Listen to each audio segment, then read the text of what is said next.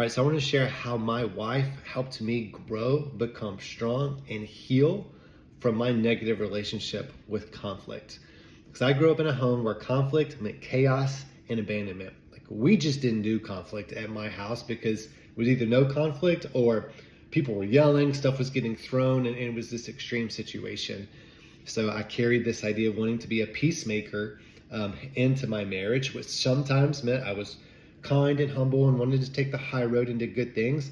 Sometimes it meant that I was a people pleaser to a negative effect, and I wouldn't stand up for myself or say what I really thought, but I would harbor tiny resentments about it in the back of my mind. Whereas my wife is different.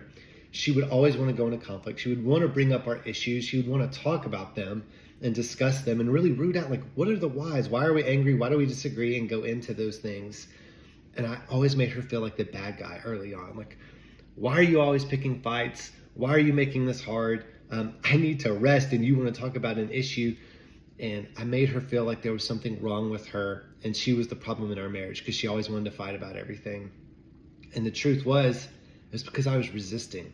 It's because I felt like if we go into this issue and I say what I really think, I might get chaos, I might get abandonment, she might reject me. Something on that level might happen, like the world is going to fall apart.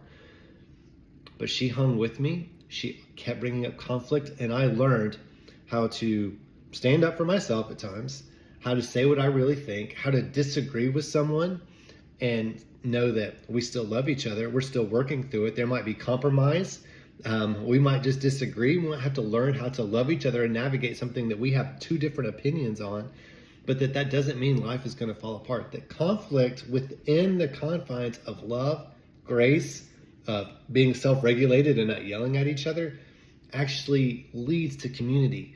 It leads to you guys having a stronger bond because you can have needs that the other person doesn't know if they can meet, doesn't know if they like, or maybe just didn't know about and can meet, but you were scared to bring it up to them.